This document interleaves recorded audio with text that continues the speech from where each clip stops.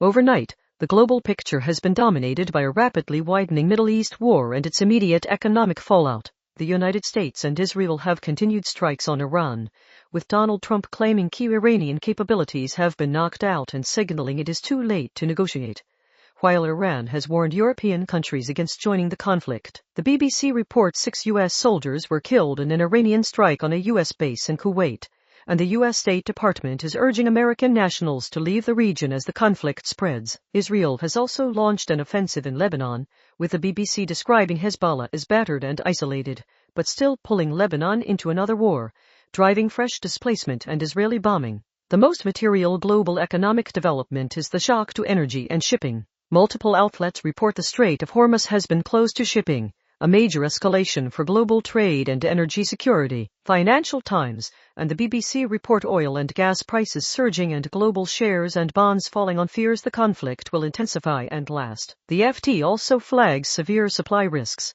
including disruption concerns around Qatar LNG and reports that Iraq's crude production is on the cusp of collapse as major oil fields close. The immediate implication is higher energy costs feeding into inflation risks and tighter financial conditions if market volatility persists. On the technological revolution and artificial intelligence front, there are no major, verified policy or product announcements in the supplied material. The key tech-adjacent development is the vulnerability of critical infrastructure and supply chains.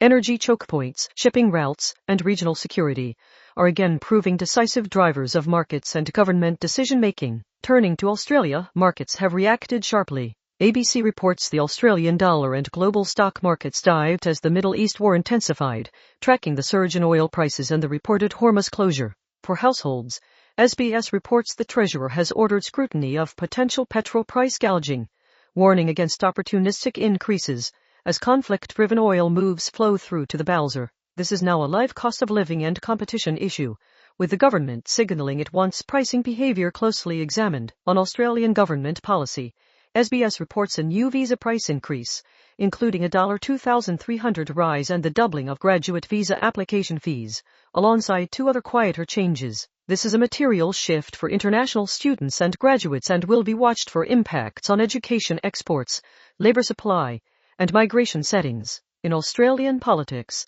the Conversation reports on a leaked election review that is critical of Peter Dutton and highlights longer-term structural problems for the Liberal Party, noting the federal executive attempted to bury the review. Separately, The Guardian reports legal experts arguing the strikes on Iran are illegal and unprovoked, while also noting Prime Minister Anthony Albanese has backed the U.S. and Israeli strikes despite saying the government does not know whether there is a legal basis. That combination sets up ongoing pressure around Australia's position, legal framing and alliance messaging. On the Australian Public Service, there are no specific APS operational announcements in the supplied items, but the visa and pricing scrutiny decisions point to near-term workload and enforcement focus across immigration and consumer-facing economic agencies. Locally, SBS reports 2 men with knives were shot dead by police in separate incidents in Sydney's Potts Point and Brisbane's Tingalpa within 40 minutes of each other, likely to prompt further scrutiny of police responses and public safety settings. And in Perth, the SMH reports a 100-metre city bridge repair in West Perth has taken 2 years, continuing lane closures and raising questions about project delivery and disruption management. Finally, a lighter note. ABC and The Guardian report Australians saw a total lunar eclipse, the last blood moon visible for almost 3 years, until 2029.